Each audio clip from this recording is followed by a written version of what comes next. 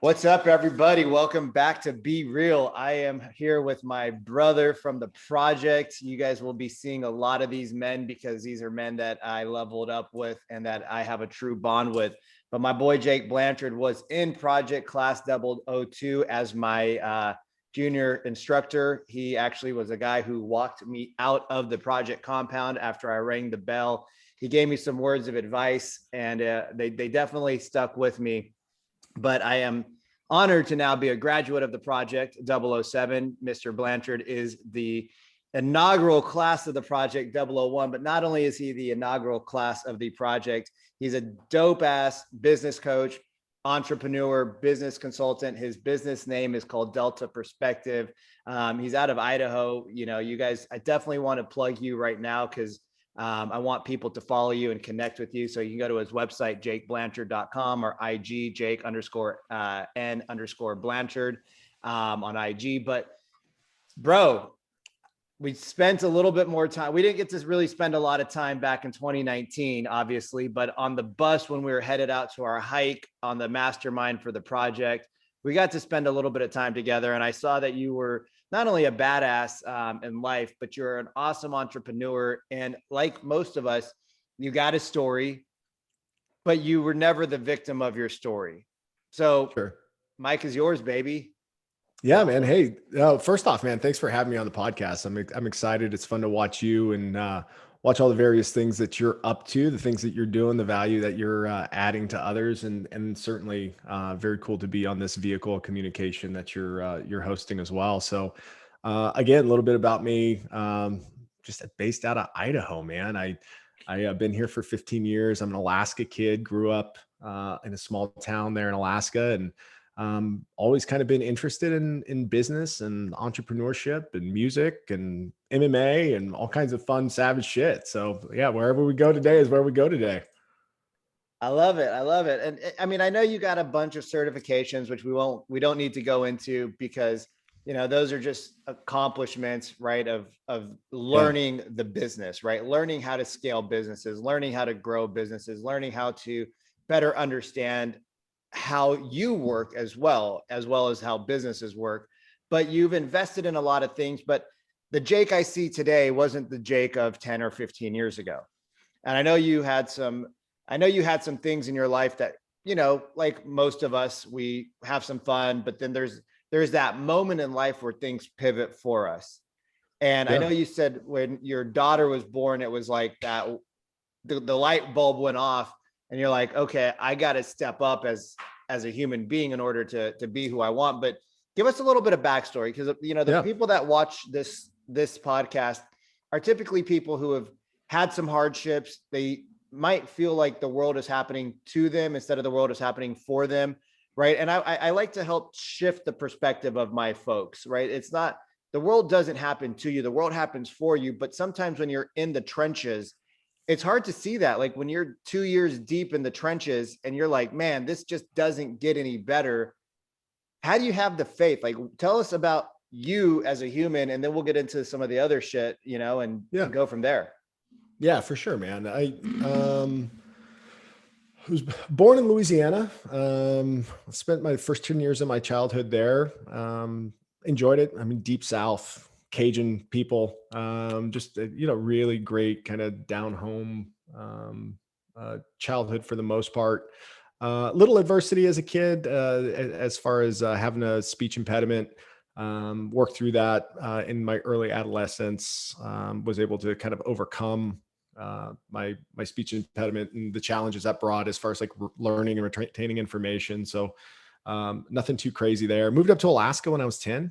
Really great opportunity for my father taking a job up there, and weird place to grow up, man. Weird place to grow up. Not a lot to do.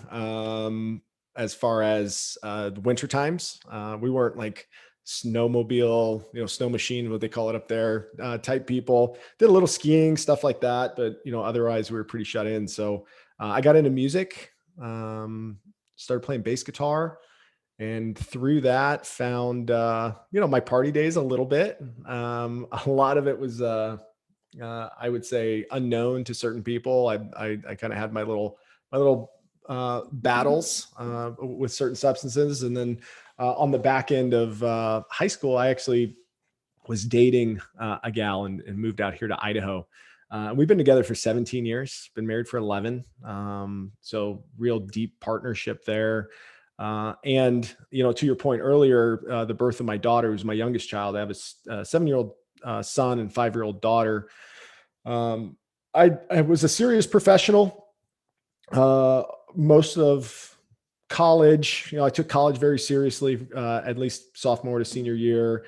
I got out into the working world, really obsessed with supply chain, really obsessed with healthcare, trying to make a name for myself, those kinds of things. What that did, that singularity of focus kind of created negative behaviors, mostly around my own personal mindset. Those things just kind of seep in. And by the time that my daughter was born, I was, between 230 and 240 pounds. I had a pretty poor attitude. I wasn't a great employee. I just some of that entitlement, some of that bullshit that kind of seeps in over the years, really started to get at me. And yeah, man, it just kind of turned a light bulb off that I needed to get on a path to changing myself. And that's kind of where I find myself today, man. It just a lot of really, and we can unpack as we go along, but a lot of interesting self-reflection along the way. Definitely a lot of challenges with ego, a lot of challenges with staying consistent and feeling like an imposter in a lot of ways as I change who I am fundamentally. So it's been an interesting, cool journey so far, one that I think a lot of people can relate to. But yeah, I find myself now running a consulting firm that I started years ago as a dream. And I couldn't be happier right now with where I'm at and the kind of work that my firm is doing. So, there's a lot of, there's a lot in that quick little blurb. Obviously you left it wide open, buddy. Left it wide open.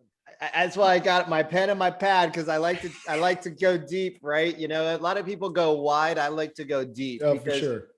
When even when like I work with my clients and as we were chatting earlier, most people go wide in life. Most people are really surface oriented. In the world we live in, people are super surface oriented, right? People don't want to get deep into conversation. Yeah. People don't really want to get deep into themselves. People don't want to get deep into what's happening in the world. Everybody's like, let's just stay surface level. And when you start having real conversations, people start to open up in a different way. And they don't realize how closed off they've been their whole life. Yeah. And like you were put into, quarantine for you, I don't know what it's like in Idaho, but California, in some parts, it's been shut down, but, you were kind of forced at the age of 10 to go inwards because of Alaska. And when you go inwards, things, you start to, when you go inwards, you can actually start to see outward. Yeah. Most people don't realize that. Most people are stuck thinking they've gone in, but they're really stuck at the surface level. And so as you started playing guitar, I think there's something that you said that really stuck out to me, is that you had singularity of focus. And I know a lot, like, the one thing by Gary Keller, right? My uncle, who's, my rich dad, right? My mentor, he says, I just focused on real estate and everything else I ignored. But then when he starts to talk, you realize that he's a very intelligent human being and he knows a lot of things about a lot of things. But when you focused on that one thing, it said that it caused you to have some risks. You started to have some challenges. Why? Yeah. One, in singular focus in what aspect of the story that I laid out, just in general? You said that when you said that your singularity of focus at work caused you to start. Oh, sure. You got to like 250 pounds, right? Yeah. You're not the dude I see today. Like, sure. You are, if people knew who you were, you're super, like on your health game. No, I see what you're saying now. Sorry, you referenced something from childhood, and then I went kind of all over the map. So I just wanted to make sure I was tracking with you, and I can touch on both. I think, I had a very strict idea in my mind about what a business professional was. And the only thing that I attributed the behavior to was business. I did not look at the whole person. I didn't look at the balance or the flow that an individual has in their life. I didn't put much thought into the way that a family, whether it be your wife or your children, your significant or whatever, how they all fit into that. I figured that what would happen is I would work really hard and I would advance professionally in my career, and then that would create some kind of gravity around me that people would just kind of rotate around. And Yeah. I think that was just a really poor perception to have in your early to mid 20s. Kind of victim of uh, my own success there, where I had opportunities to advance quickly. And so you start to, sniff your own farts, so to speak, around how good you are about certain shit. But, really, there's a lot of people who are giving you opportunities along the way, and it's really important to be your own biggest critic and really self-aware. And that's something I struggled with, I think, early on. And so when I was singularity of focus, I wasn't really realizing how my attitude affected others, how um nonstop talk about business or work or those types of things just kind of really hollowed me out as a person. And it really took having kids, it took being away from them, traveling as much as I traveled as a consultant for years, to like really take a step back and think about my impact in these other people's lives. And I think that that's where that realization kind of comes in, is like, okay, it took me 18 months to 2 years to recognize how big of a weight that I play in my wife's life and my son's life. And then with my daughter coming along, how am I role modeling that behavior? How available am I? And then when I am available, am I mentally available? Am I there for them as a human being? And I started to realize I really wasn't, for the most part. I mean, it's arguable. Yeah, did we have great weekends? Did we have great times? Did we have great days? Yeah, absolutely. But Right. like, if you were to look at the body of work and who Jake is maybe 6, 7, 8 years ago, certainly not as engaged or as focused or as adamant about creating quality time, quality experiences when I'm focused on family. And I think that was probably the biggest realization there, is um, the success that I'm having in areas of my life are the biggest detriments or the biggest failures that I'm creating in other parts. And it's a tough realization to come to. Dude, I love that, bro, because I had that realization at around 35 years old, Sure. right? A lot of people have it at a younger age. I had that realization at an older age. And from the project and you seeing what's, you've been around the project now since 2019, you've seen the age of the men, Yeah. right? Most people that come into the project are late 30s, early 40s, but we've got men that are in their 50s. And I'm sure there's men that are in their 60s that probably would love to do it, but maybe just mentally the health and the Yeah. physical aspect of it holds them back from it. And, being in the world that you've been in, and a coach and a consultant, a lot of people never actually get to that self-realization point. They get to Yeah. it on their deathbed. It doesn't come when they have a chance to change it.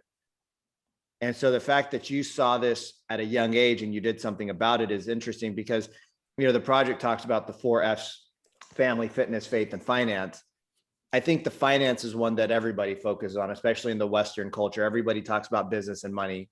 Yeah. Faith, I think there's still a strong component in some parts of the country, but we're seeing a lot of people move away from faith. They say they're spiritual, but there's really a big like exodus from the faith world that we grew up with an organized church and religion.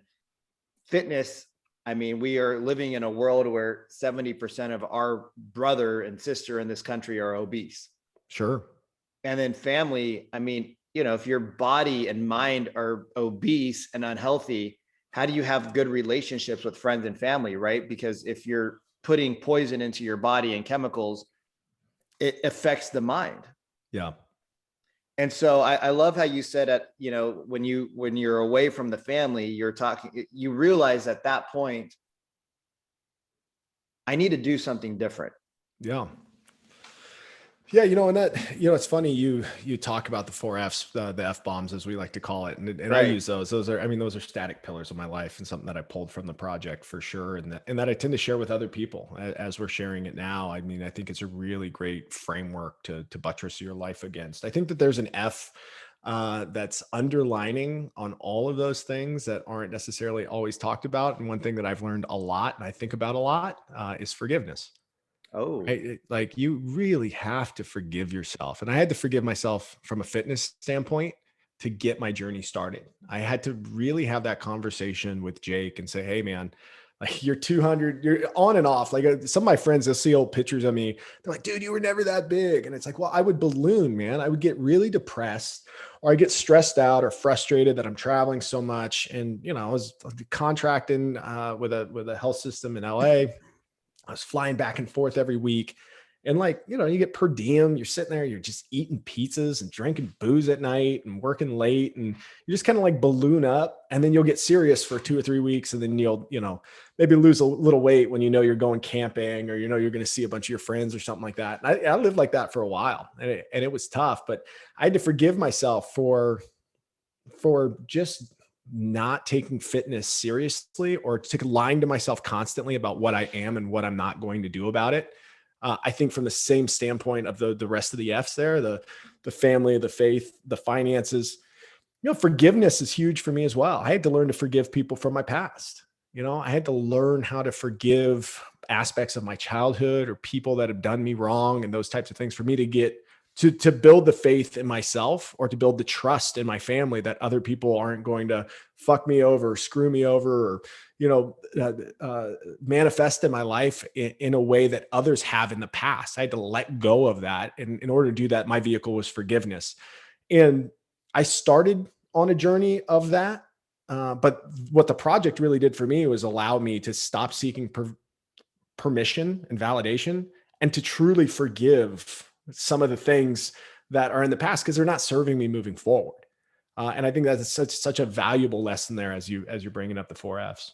bro. Okay, so I actually have five Fs. Now I have six Fs. Well, the fulfillment would be like with the aggregate, right? Of Y- of those four Fs, and I think Steve and Ray do definitely talk about that sometimes. Yeah, so I always called it like if you got the four Fs, then you get the fifth one, which was fun, and then Steve and Ray and Bedros were like, no, it's fulfillment that you're really Fulfillment. looking for, and I was like, oh, that's totally right. Yep. But now it's this before you can do all of that, you got to forgive yourself.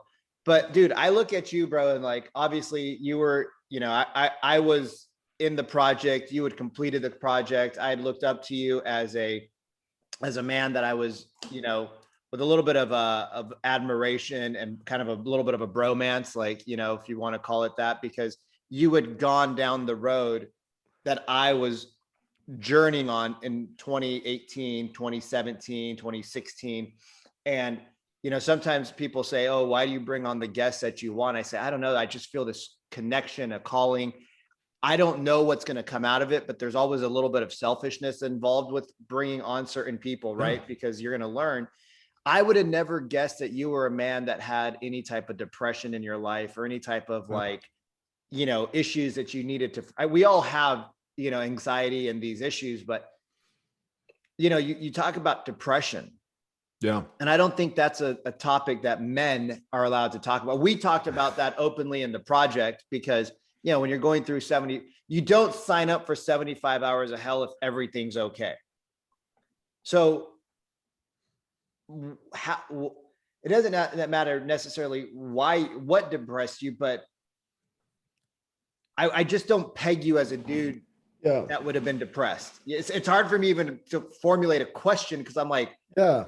damn, Blanchard was depressed. What the Yeah. fuck? You know what? I do tend to outwardly project a lot of optimism and always have. I think I've tried to be personal to and really figure people out. Like I've really had so much fun having so many diverse types of friends, people that are interested in different things. I'm just curious by nature.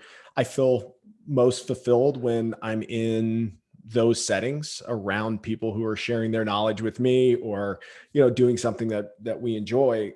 However, like when I graduated college, I had this like realization within the first like year and a half of working that it was going to be a lot harder to climb ladders and do some of the things that I wanted to do than I originally had thought. And that started this like again, this obsession with like going out and getting certifications, this obsession with at one point in time, I was in like 6 or 7 professional organizations. I was like, that's all I was doing was just like going to Toastmasters meetings and, this type of dinner and then committing to be on a board of this organization. And by the way, over committing myself. So not just being involved in something, but then like disappointing people in a volunteer organization is like, if you don't have time, don't carve out the time. If you're not committed truly to do it, if you're doing it for the wrong reasons, don't fucking do it. And I spent so much time just trying to go out and have things to put on a resume, as opposed to like looking inward and saying like, what is it that I really want to do to fulfill myself? And because I did all these things that I perceived other people would value, and maybe some people did, the aggregate of people that looked at the body of work that I put together maybe didn't value it in a way that I was expecting. So then I get disappointed, right? And then when you start to get disappointed about shit that you shouldn't even worry about, it's a down slope. I was drinking too much. I was eating too much. First round of actually having a little bit of money, spend it on, was it food and entertainment and those types of things. Right. I wasn't conscious of creating balance in my life. And I think that's what kind of caused depression for me. And then when my son was born, I saw my son for less than 100 days his first year on this earth. That's tough for me. And I know it's, and my heart goes out to anybody in the military, anybody who has families that travel, those types of things. I got just a taste of what they need or what they go through or what they sacrifice. And it was really hard for me, man. When I came back from LA, I didn't really have a good connection with my son. I lost a big connection with my wife. And I struggled for well over 18 months just trying to put that shit together until I got the momentum to start losing weight and doing some of the other things that catalyzed some of the success or some of the things that you see today. Dude, that's so powerful, bro, because there's so many people that are working for that picket fence and they never get there. Like my last business that I was in was dealing predominantly with elderly people, 50, 60, 70s, not all old, but there was plenty of people that were 65 to 80 and they didn't have the quality of life. Yeah. They weren't living like this great life. They didn't have the relationships with their children that they wanted.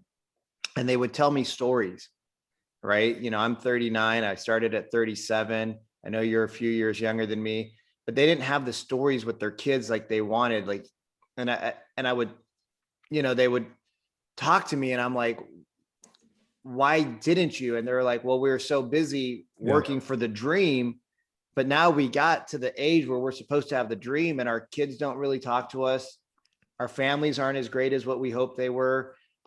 We don't do the things that we thought we were going to do. We don't have the health that we want. Like we're in constant pain. We're in constant this, we're in constant that. And I'm like, so if you could go back and tell your kids, because, generation, my dad's a wellness doctor and he says that people don't have hereditary diseases. They have environmental diseases. Sure. And so when your environment is toxic, which we're not going to get into my story, but it's interesting that he says that, but yet we grew up in an environment that was super toxic. Unless you do the work, you don't change it. Yeah. So I know you got a taste of it, but a lot of people taste not being around their children. A lot of people taste not being with their spouses, right? A lot of, I know that I've heard it from dozens of speakers. Put date night in before you put anything else on your calendar. Yeah. Don't miss date night because eventually the kids leave. Eventually the kids are old enough. But if you don't have a relationship with your significant other, what do you have at the end of the day? Yeah. And the fact that you said you noticed that, you've been with your your wife for 17 years now. The fact that you noticed that, you're what, probably 29-ish? Yeah, somewhere around there. What what causes a 29-year-old who's about to go into his prime of earning to want to change it all? Yeah.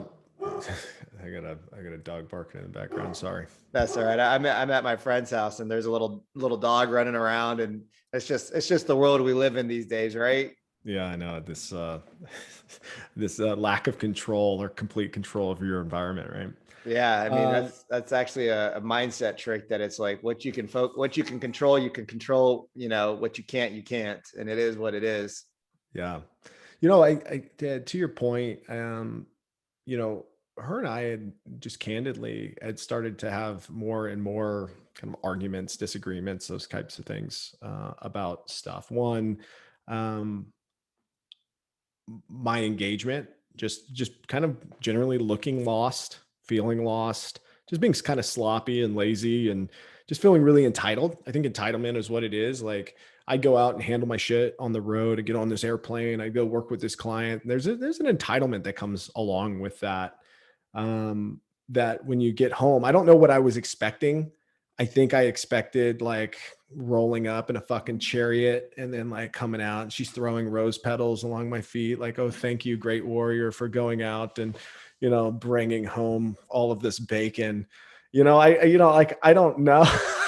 I don't know what I was expecting or what I wanted, but certainly my behavior was probably in line with that. I don't think that she could do anything right for a while. And I think it's because I had so much wrong with me that she, no matter how hard that she worked or taking care of a kid while she's pregnant, while I'm gone for as long as she did, and those types of things, like, man, I was just so blind to it, so selfish to it. And then again, would come home and like point fingers at her, being like, well, you're not doing this and you're not doing that. And it's, it's really just a manifestation of all my insecurities and all the things that I'm projecting on her in order to make me feel better about how much of a piece of shit I'm turning into.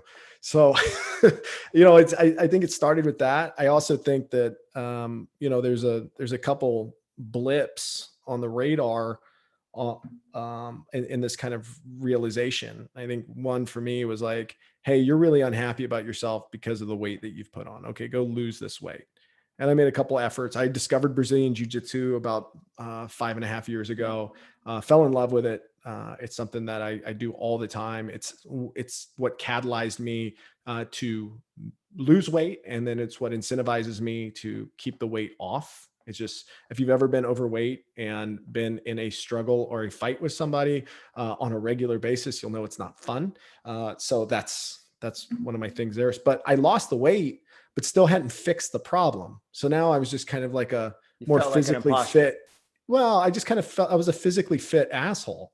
Like I Yeah. was like, I still, and this is, as recent as 4 years ago, 3 years ago, still pointing the finger at her, still having unreasonable expectations, still doing that. And I think the project was like the last, the last thing that really kind of pushed me over and allowed me to like caterpillar to butterfly into this more mature, um, I don't want to say mature man, but whatever word that you want to put in there, husband, father, parent, somebody who really takes their role in their family, their impact of like having a lot more Ownership. reverence for the words that I say, Yeah. not just being flippant and accusing and trying to understand their perspective. Like it took a long time to get to that point. But yeah, I mean, it didn't take much to kind of see I was being an asshole. And I didn't really have anybody calling that out, but besides her, but it took a couple years to fix for sure. And I still work on it every day. Yeah, but when it's her and you're entitled, it's not you, it's her. It's her Yeah. that's the issue, because you're entitled and you're like, look, I'm this great human being and I'm doing all this stuff for you. And the thing that I love about people that go through the project, or, and it doesn't have to be the project, but anybody who goes down the journey of self-development, right? Yeah. Anybody who goes deep into that rabbit hole, they come out with a different view that most people don't have. And the project just is one aspect of it, right? It's one channel that men can take. It's obviously not for women. There's other things out there, but it's definitely a brotherhood that is lacking in our culture. Oh, for Having the sure. bond of people and having somebody to call you out and be like, yo, dude, we do like our weekly check-ins, right? If you're not doing your weekly check-in, we know there's an issue like on the project. There's something up, right? And you actually have people call you out, but you kept saying the word entitled, right? You kept saying the word entitled. And I think we live more so in this generation in a world of entitlement than any generation has ever had. Because like my grandpa worked his ass off. Like there was no entitlement. You had to wake up and you had to fix the farm. You had to wake up, you had to milk the cows. Like you had to wake up, you had to get the eggs from the chickens. Like you had to feed the animals, right? There was no option of like, oh, I'm just not going to do that today because one, other lives depended on it, and two, your livelihood depended on it, and your brothers and your sisters and your mom and your dad, everybody relied on everybody working together. And when you do physically hard stuff, the entitlement goes away because you realize, wow, this is actually super difficult. When life is easy, like we live in a world, I mean, dude, you're sitting in Idaho, I'm sitting in Northern California. I told my friend, I'm like, I got to record a podcast this morning. Do you mind if I set up I got a digital camera, I got a microphone. I mean, I got a little recording studio on the fly. Yeah. That's amazing. Like, can you imagine doing this 15 years ago? Like you'd have to go to a recording studio, book time, change travel plans. Like now everything's so easy. But what happens when people live this entitled life? I mean, we saw what happened to you, but what do you think happens in society where we live in an entitled society, right? I mean, that's my opinion of it. Yeah. I think, and this is the pontification of a knuckle dragger here. So just, excuse my point of view, but I think what entitlement does is it really blinds you on the gifts that you actually have. I Oh, mean, in terms of my wife, like this is a saint of a human being.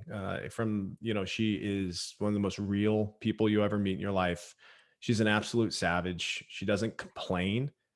She like we she doesn't raise her voice. She doesn't like she's just a really great person, amazing person. I've been, to share my half my life with, and I look forward to sharing the rest of it with her.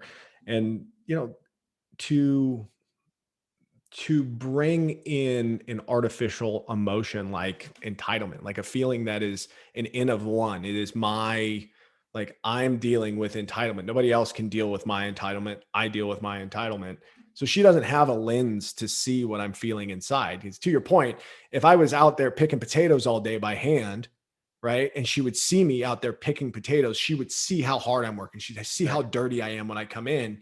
And like, for me to be insecure that she thinks that my job is easy. Like that was one of the things. It's like, well, you just think I sit from a computer all day. Oh, you think I just get on conference calls all day. Like there's a skill set that I've built here. I have subject matter expertise. Don't you see my SME? I'm such a fucking expert. Like, and like, wanting validation for something she has no way of comprehending. She's not like a business minded person. She doesn't understand the curriculum of my graduate program at Arizona State and supply chain. Like, and who cares? right. She doesn't understand the problems that I work to solve every day, because the thing that is important to her is that I'm there. That's right. And so, I was looking for some kind of some kind of like appreciation, some kind of status elevation within my own household. It's just so unhealthy, right? Because like you start to author the way that other people should interact with you, and all you're going to do is get more disappointed and more mad. And that's what I found myself doing, is like, why don't people appreciate the things that I have to say about X, Y, and Z shit they don't care about? Right. That's Would you say you're developing a little bit of narcissism? Oh, sure. Yeah, absolutely. I mean, and that's something maybe I've had my whole life. Like I've always had kind of a chip on my shoulder. I've always, I feel like I've always been a good person as far as like doing right by others. Right. There's very few situations, and I certainly have a handful that have made poor choices that have impacted relationships in the long term. I think just like anybody else. But yeah, I mean, definitely self-serving, self-centered, especially when it came to the inner concentric circles of my life, my family, my close friends. It's still stuff that you have to deal with today as you get too comfortable, right? You get too comfortable around these people, and then you say things that you're not necessarily emotionally attached to. You're just kind of like, you say them because you are comfortable, and you don't value the weight of your words as much as you should, because you um, you oversimplify the relationship that you have with them, meaning you don't value their feelings as much, right? So entitlement is a vehicle to stop validating other people's feelings. And I found myself doing that quite often. Man, you just hit home really hard. That just hit home really hard, y'all. For me personally, and I'm sure for other people out there, that hits home really hard. When you're entitled, you just don't value the relationship as much. You don't value the person. You just kind of take them for granted, and you're authoring their response to you. Yeah. What it should be. Yeah. Wow. How you should feel about me. How you should feel about what Jake has done. Wow. Look at Wow. me. Wow. Wow. Dude. Wow. which, which, hey, Wow. That is a statement of true, like, truth. That is, wow. yeah. Holy shit. But I mean, it's because the lenses that you view the world are a little dirty, right? I mean, the second that you start spending time around people with perspective that will tell you the truth, and the moment that they can kind of open up your eyes to the fact that you are acting in that way, and that there's opportunities for you to level up, or to change your behavior. I mean, I think that that's the gift, right? And you have to be willing to receive it. You have to be, I guess, disgusted enough in yourself, or sick enough in yourself, or sick enough in your situation that change needs to happen. And then you have to, like, it's some days, probably for some people, it's got to be right day, right time, right? Yeah. I know some people, there's only certain times where they're able to take feedback. And I think there's a serendipitous relationship to, like, needing to change and finally hitting that level of disgust that, it's nice when it happens. For instance, when I was overweight, you could tell me 1,000 times that I was overweight and I was drinking too much. I'd be like, yeah, I'm trying. I have a gym membership. I go every now and then. I play basketball. That's what I was doing at the gym. I'd shoot hoops for 30 minutes and I'd leave, and I was sweating a little bit. So I thought it was exercise. And it's like, no, calories in, calories out, grind, get to the weight, then sustain the weight. Like, I just didn't do that. But I was chasing my son around a playground. He was like two and a half, something like that. It was still pretty young. And I'm like physically winded, like physically winded at a playground. Right. And it's like, I'm not like American Ninja warring up the playground, or Ultimate Beastmastering, or whatever you call it. I'm like basically playing tag. Yeah. I got a 2-year-old that's just burning me. Well, I had this conversation yesterday with a friend. We actually kind of got into an argument, and I said, "Do you think America, if America is 50 to 70% obese, do you think we're a weak nation?" And she says, "I don't know if I can answer that question." I said, "Well, if we're physically weak, right, we can't even keep up with our kids. We can't keep up with, like, if somebody stole your wife's purse and you can't chase the guy down the block because you're like, yeah, like, how does that affect the rest of your life?" And I know, dude, at one point in my life, I weighed 220, 230 pounds. yeah.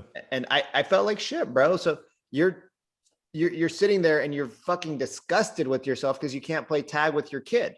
Yeah, no, it's frustrating, man. And it sparked me starting to run. I made kind of a half-hearted effort at that, and then eventually found jujitsu shortly after. And then, like I said, I think, I've tried all kinds of different fitness things. And now, like, I'm all about just kind of doing, like, jujitsu. I run a little bit, I bike a little bit. I lift a couple days a week, back into hot yoga again. I really enjoy those types of things. Yeah. And then, I'm starting to get into this like anti-fragility movement like this. And I know you do cold baths, cold tubs, stuff like that too. Yeah. Hate But it. yeah, I hate it too, but there's certain shit that I do that just it's just hard for the sake of being hard, or inconvenient for the sake of inconvenient. In the summers here in Boise, which do get hot, I drive around an old 91 F-150 long bed that doesn't have air conditioning. Yep. Uh, and I just roll down the windows and listen to what's on the radio. And I don't touch my phone. I just drive a stick shift for the sake of driving a stick shift. And I sweat everywhere I'm going and all that. I just don't care. Like, it just puts me in a position where I get away from the creature comforts for a little bit, that I get away from the technology and the way that it's confluenced with vehicles, the way it's confluenced with walking into a store and have to scan a QR code and have to do that to order and all this. It's just like, I just like to back all that stuff out and just say, you know what, I can rough it for 2 seconds without technology here. And this is nice. Or, hey, I can just rough it and force my body to do something. I am control. I am the master of this meat vehicle. Like, Right. fuck you, we're getting in the sauna for 45 minutes and then we're jumping in this cold tub, and then I'll feel better afterwards. So we got into this really, like, it got to a point where I think we were both a little annoyed with each other yesterday, and I was on a 4-hour drive. Why are we such a weak nation? Why can't we do anything? Steve from the project, when we did the hike, so we finished the project the following week.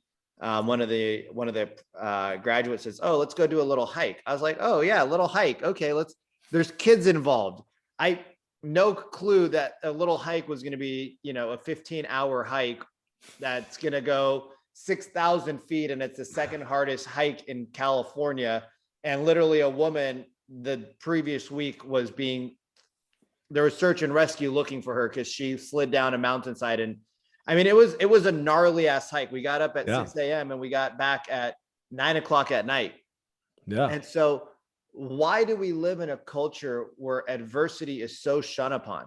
Like, how do we change that culture where we want people to suffer? Like, take a fucking cold shower. Big deal. It's 30 seconds of pain. Like, if we can't suffer for 30 seconds, what happens when shit hits the fan?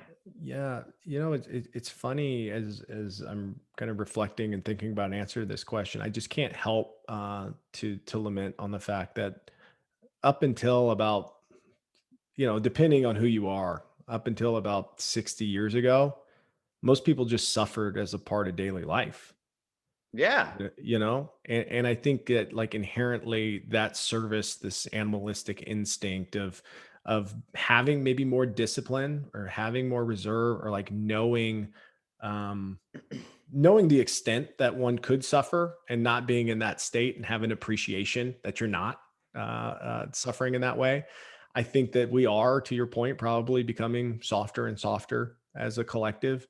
I think our relationship with food, I think our relationship with information, specifically medical information, is confusing. I think the average individual is absolutely confused on dietary guidelines. I think they're absolutely confused about Absolutely. how to get started and do things. And I think that they're victims of the modern conveniences that we have in the world that we've designed, which is very sedentary and typically, you have to consciously think about moving. Like, Yeah. that's where we are as a society. You have to be like, did I move today? I know I sit in this office sometimes working for 15 hours, and Yeah. I'll realize my wife, she'll like, I have a glass French doors out here in front of my office, and she'll write with a dry ease marker, "Go outside." It like reminds me, she's like, "You need to go outside, go see the sun." And I think in Yeah. the same way that I have the blinders on some days that are, heavy work days, a lot of people just have those blinders on in life. They get into those cyclical patterns of, I get on the bus at this time, I go to this place, I do this thing, I go home, I see these people on Tuesday nights, and where they're really fighting for time for their self, it's just not happening. And there's no real catalyst in that besides that disgust that I was talking about, or maybe some enlightenment or something that you glean from another person to catalyze that. So a lot of people are just walking around not trying to solve a problem because they don't perceive the problem, or But they we live, do, but they think but they'll deal with it later. but we live in a society where men and women don't take their shirts off at the pool or the beach because they don't like how they look, right? Yeah. But they don't do anything about it, right? They don't do, like, it's like, oh my God, I have chronic pain. And they know why they have chronic pain, because their body's inflamed. They know that if they lose weight, their body goes, the inflammation goes down. They know they have diabetes, right? We live in a world where right now, this is being recorded in 2021. It's a pandemic. But if you look at the people who are affected by this the most, right? I'm not saying anybody should get COVID, because you're going to be down for 2 to 6 weeks. Like, I don't want anybody to be down for 2 to 6 weeks. I don't want you to get the flu. I don't want you to get the cold. I don't want you to break your bones, because, you know, that sucks. But we live in a world where, you know, I'm a big proponent of shut the media off, right? So you said you suffer, like, you don't drive with your air conditioning on in your old beat up truck, or it's actually couple times a week, man. I love that thing. Yeah. You create adversity, right? You create adversity. You manufacture, as Steve would say, you manufacture adversity on a regular basis. But the same way that we put in, go eat McDonald's, go have your donut, go do this, go do that. Why can't people carve out 30 minutes a day to create a little bit of movement in their body? Like, why is that not a pivotal factor? I mean, in the world we live in, dude, I don't believe that you can be wealthy without being healthy. Sure. I think you can have money, but I don't think you can truly be wealthy unless you're healthy. Yeah. Yeah. It's tough to answer. I think everybody's got their own individual reason. I just think that there's so many other cool and interesting things that you could be doing with your time. You know, like that's what I sacrifice is, there's so many shows that I would want to watch. Like people ask me all the time, like, hey, did you see Breaking Bad? I'm like, dude, I would absolutely love to sit down and watch 100 fucking hours of Breaking Bad. Yeah. I tell you what, I don't have 100 fucking hours to watch Breaking Bad. I don't want to give 100 hours to Breaking Bad. And I'm sure it's a great series. I really am. Everybody that I've talked to, and then, and being in Idaho, and Aaron Paul's from Idaho, and like people get really excited about that. It's like, I know. I would love to see that. I just don't have the time. Like I didn't have time for Game of Thrones. I made time for Game of Thrones. You know what? It did not serve me well. Right. It just didn't. It took time away from other things that I could, should, and would be doing. And I think that realization, or just the manifestation of the other things to do, the things that you value more than the entertainment, because I mean, there's a hierarchy there, right? There's suffering, right? Then there's self-inflicted suffering. Then there's entertainment. Yeah. And then there's things that you value more than entertainment. Right. And I think if you're not putting stuff in that top bucket, I don't know. I'm kind of, no, I like it. Just throwing spaghetti at a wall here, but to answer your question, like, I think suffering is the worst level. Like it sucks when people suffer just in life, when they can't get out of a rut, whatever. Yeah. But like, I mean, that's why you do your podcast. Right. But you do the things you do is to help people figure out how to get out of suffering. But that middle ground that we're talking about right now of like, why don't people manifest more suffering in their life? Because suffering sucks, dude. And because Breaking Bad's on TV, we are such infants in the way to interact with this world of modern conveniences. And that's my biggest struggle. It really is, because I like look at my calendar. I'll have, like I said, 10 to 12, 14 hours of work on there. Right. And then I'll have a little time for my family. And then also it's like, am I really going to wake up at 4:30?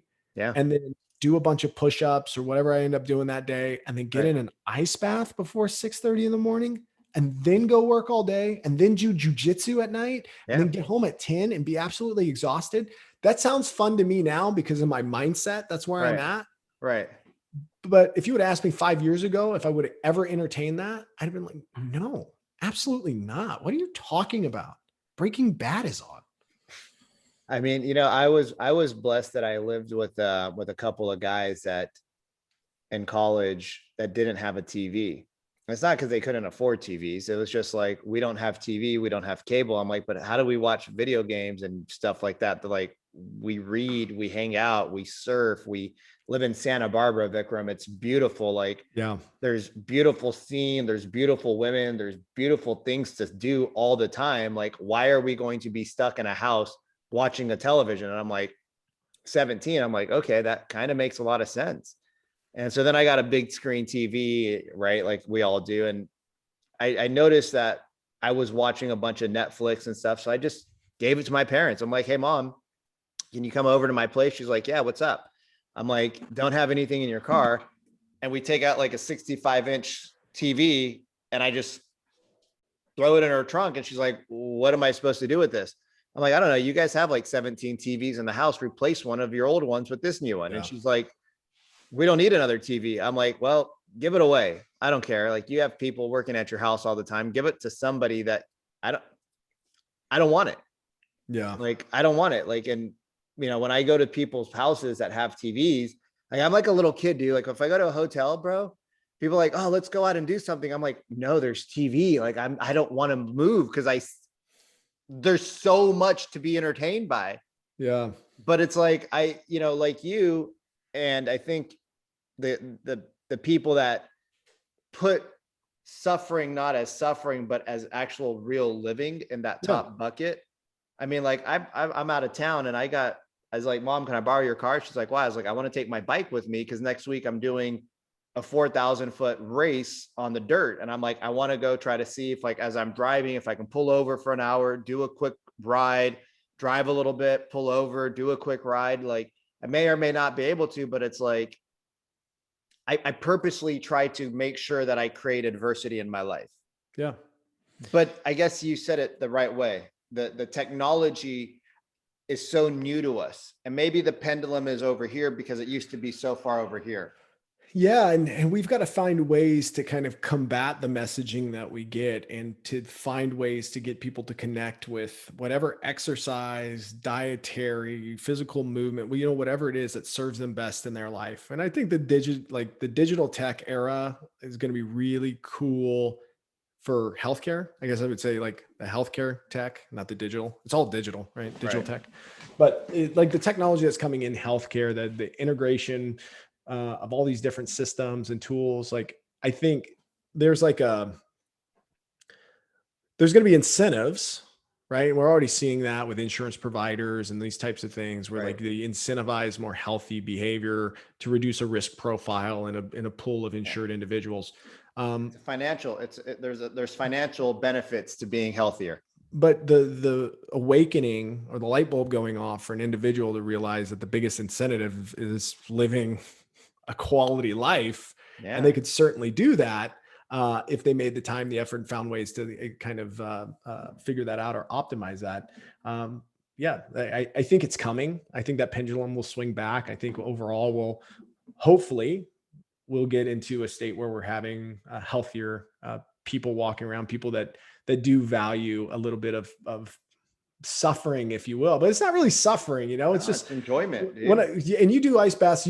When I get out of an ice bath, it's the hardest part of my day. It's the thing I don't want to do. I got in one the other day. I stayed for 4 minutes. It was cold as shit. Yeah. It was ice. I'm freezing. Yeah. Hands are numb. I was not in the right mindset to get in. I got in 15 seconds in. I was like, nope, not the right day. I want to get out. So I started to get out and then I was like, what are you doing? Yeah. You're here. Just deal. Like, go took the step. I get to 2 minutes and then I was like, oh, this is just like every other one I've ever taken. Yeah. I'm freezing. Yeah, I'm staying for another 2. Yeah. And then I hopped out. Felt great. Took me a while to warm up, but I was appreciative of myself for sitting next to myself and being like, hey dude, like, you can do this. And this is totally a thing. And that's the person that you have to train, right? Like, you're physically training the other voice in your head to be like a positive, good guy. Right. And and then that way, when you start to bitch out on stuff or you start to like not do it the way, like start to deviate from this high standard that you set for yourself, you can sit alongside and be like, hey bro, like, didn't you say you were going to do this? Like, we got you, like, come on. And that feels really nice when you kind of imprint that in yourself. So I want to, man, we could talk for days, bro. Oh my God. So there is a speech where the guy said the most important thing you can do is make your bed in the morning. Oh yeah, yeah. I think he was a lieutenant or he was a general in the army. He said, make your bed in the morning because you start your day off with a win. Yep. And we see that in like Jordan Peterson's 12 rules of life. I think that's Right. like rule number one is like make your bed, right? Yeah. To have to show yourself that you are a human of value Yeah. and that you are treating your future self into like an organized, like a place to sleep. I mean, I'll tell you, when I go out of town and I come home and my bed's made, like I leave my clothes on my bed because I pack and I'm just, Yeah. I'm a slob in that regards. But when I come home and I just pick the clothes up, put them in my closet, and my bed's made and it's clean, there's a feeling of like satisfaction when you pull like the sheets back and you have like nice crisp sheets on your bed. Like there's a feeling of goodness. I never realized it at a young age, but as I got older, I appreciate coming home and like pulling, like now when I pull the sheets back, if they're not all like nicely done up and all pretty and stuff, I'm like, what's wrong with you? Like, what kind of savage doesn't even make their own bed? Like dogs make their own bed properly, and you can't even make, like, what's wrong with you? Um, I think we're in a world of, I think with the awakening, like you mentioned, I think people are starting to, I think the pendulum is maybe all the way over here and it's starting to come back where people are realizing. I I hope, don't know. man. I mean, there's such a fake sense of like real knowledge. I mean, we have so much information. We have so much information at our fingertips that I think everybody walks around and they feel like they're an expert on just about anything. They hear something that is part of their echo chamber, and then they have really strong opinions and feelings about it, and then they parrot it out a bunch of times. And I'm no exception to this. I'm Right, certainly we're all the same. have been in my echo chambers and my entrenched thoughts, my strong beliefs about all these different things. And the reality is, like, anybody listening to this, you don't know, okay? Unless you have dedicated your life to looking at the particular issue on all sides, and that you like really understand the history of all this and that, all you have is your feelings. And by the way, other people have feelings too that are different than yours. And by the way, there's two truths. And And those are nobody all, really knows anything. yeah.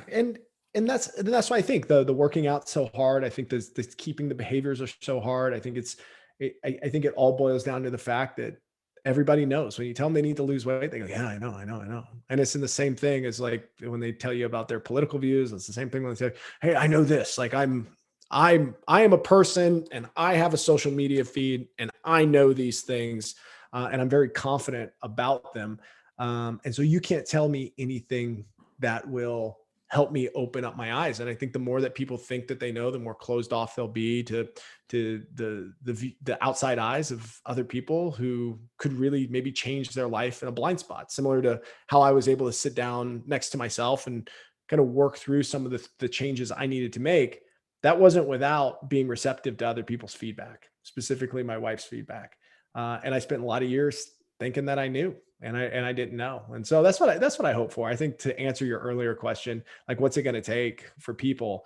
I think a sense of ego dissolving, and openness and realization that they should focus on themselves, and then adding value to their family, and then their close friends, and then their larger friend group, and then their communities. And then once you've added value to people in this place, if you want to go run for political office or do whatever, go for it. But make your bed first, right? And I think that's what you're getting to here. Um, yeah, dude. No, that was a great little summary of a lot of really important topics.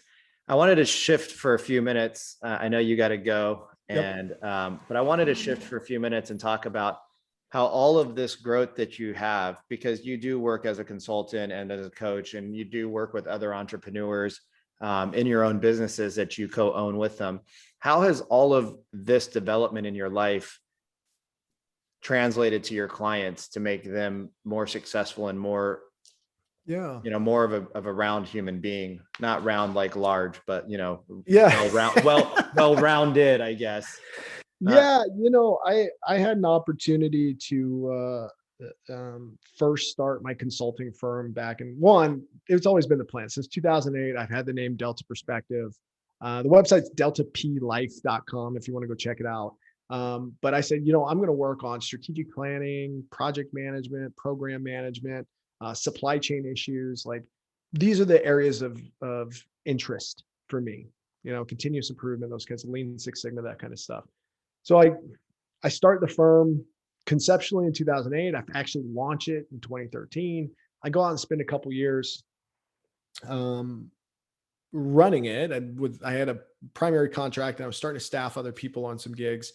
And then being away from my family as much as I was and knowing that I needed to recenter, I actually took a job with another firm that does health IT consulting. And I ran a part of their consulting business for 5 years.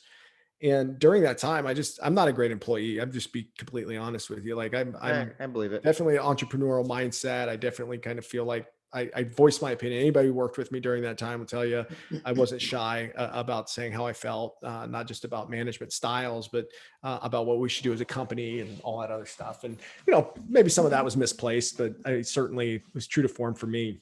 Right. So in July, August of 2019, I realized I wasn't overly happy doing what I was doing, and I needed to take on that entrepreneurial mindset, really own it, and get my firm back off the ground. And by the end of December 2019, I relaunched my consulting firm, and then shortly after, launched my coaching program as well. Something that I had spent, I've had several coaches along this journey that I've been talking about, that have kind of helped me along the way, Right. learning new frameworks, learning new ways to support people. So I think one, um, I take this consulting stuff pretty seriously, and I've Yeah. had some success. I have 3 or 4 contracts right now that keep me and my team pretty busy, and then looking to grow and expand. Have some opportunities nationally right now that I'm pretty excited about. From a coaching standpoint, you know, I decided that I would focus on 2 types of people. One, I love accountability coaching. I love getting on the phone with folks and helping them figure out their goals and then holding them to it. I'm not a life coach. I don't get into that. Like if you've got unresolved issues with your parents, like I don't want to fucking hear about it. I'm sorry. Like I'm just very candid with my Yeah. coaching clients. Go get a It's not therapist. me. I'm not good at that. I'm a little callous there. But what I am good for is individuals between like 22 and 30. Right. I have a program called WITS, which stands for Why I'm the Shit.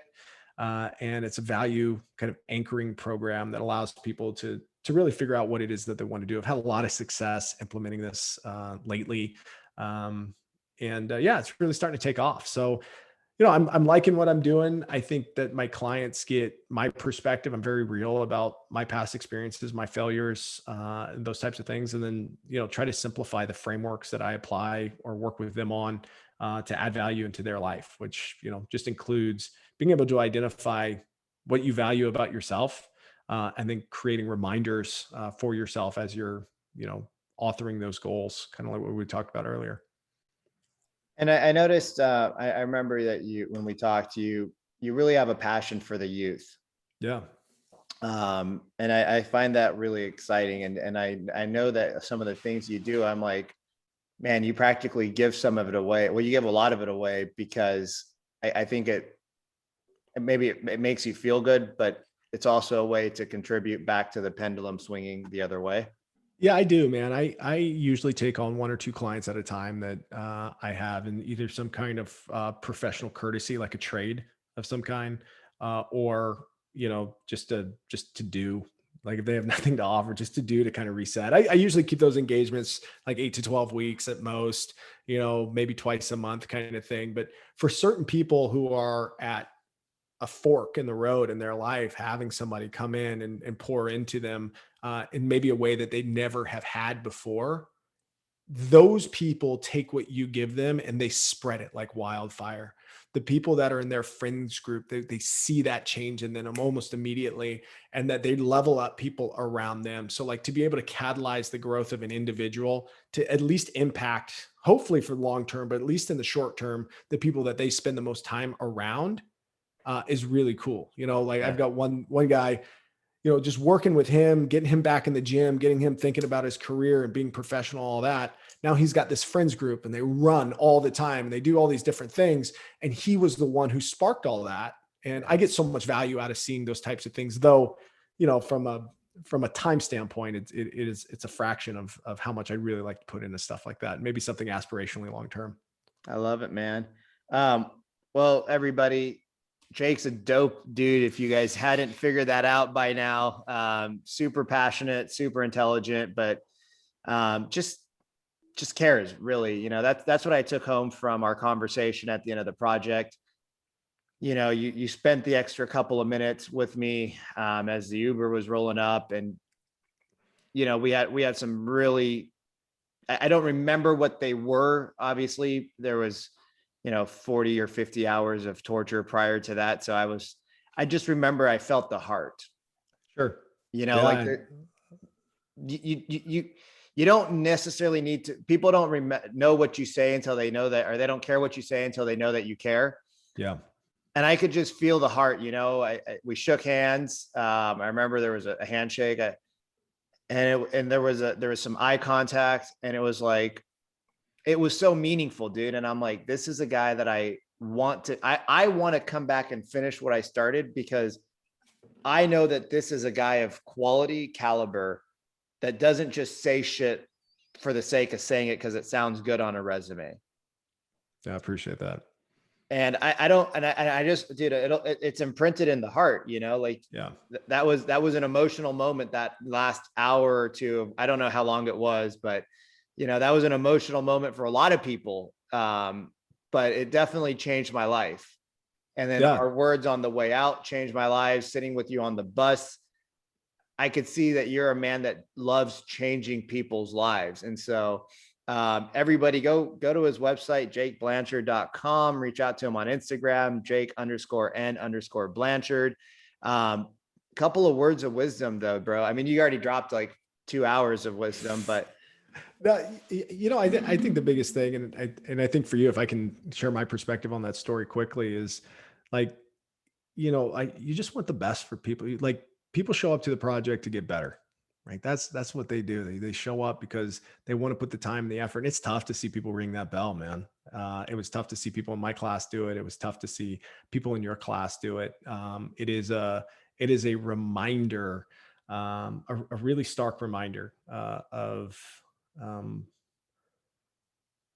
what like I don't know if it's failure. I don't know what you felt as you were leaving or whatever it is, but that's a tough sound to hear. And somebody experiencing that, that just, yeah, it kind of twists at you inside. It's a lot of mixed emotions, because you know that they have a specific standard of individuals that are going to pass through that project. It's hard when somebody doesn't make to the other side of that.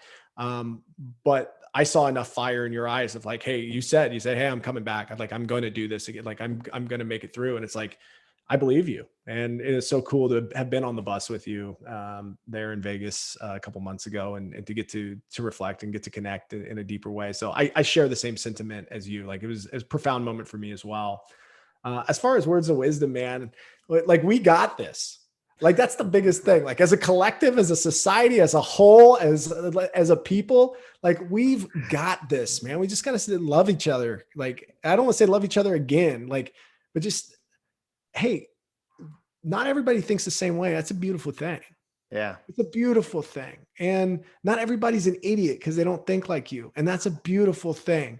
And not everybody is at the same place that you are in your heightened awareness and consciousness of the world. And they can't necessarily articulate their viewpoints in the world as well as you. And they don't exactly do the same things or like the same things as you. And that's okay. And some people are Democrats and some people are Republicans and some people are libertarians and some people just want to throw bricks through the window. I don't fucking know. But like everybody deserves some respect. Everybody. And the benefit of the doubt and assuming positive intent. And we got to get back to that. And I think on an individual level, it's been such an amazing experience to work with people who want to get better. to work with organizations who want to improve. I think as a society, I cannot wait to see uh, all of the seeds that are planted right now in this time of adversity grow into what helps us get into a time of greatness or get into a time of healing. Because right now, all we talk about is what is wrong. All we talk about is what is wrong. That's all we see. That's all we're around. It's that toxic head trash. It's just a constant. We're just like wearing waders, just kind of walking in this sludge. And whenever we get to the other side of this, and we take a step back and go, guess what? There's some shit that we just can't fix, and that's okay. And not everybody is bad because we can't fix it. Right. Like, and I'm sorry, that sounds like a cop out, but like there are these systemic issues all across society. You cannot cherry pick every word that everybody says or uses to describe everything. You can't assume because they don't talk exactly the way that you talk that they're trying to be disrespectful or disparaging to a whole group of people. There are some assholes out there. Yeah. There are some people that suck. Yeah. But guess what? There has never been a time of history, nor will there ever be a time in history where assholes don't exist. Yeah. So like, just kind of get over it and like focus on you and make your people in your community better and show more love than hate. And we'll get there. And that's, that's hopefully what you and I are getting to share with the world right now. And hopefully what you continue to do with your platform, what I'll continue to do with mine, and all the great people that we get to run into, encounter, speak with. Just trying to share that love and positivity, my man. So thanks for having me on. I really appreciate it. Thanks, brother. And just to give you a shameless plug your podcast too. Oh man, Jake Blanchard podcast. I am on all kinds of different platforms. I got guests on new episodes every week. Philosophers and neuroscientists and athletes and all kinds of different folks come on and share their journeys. Really cool, very similar format to what you got going here, my man. And again, so grateful that you chose to share it with me today. I love it, brother. Thank you so much. I love you, and can't wait to get this one out to the world. And I hope that it blows up. Talk to you soon. All right, love you, man. Cheers.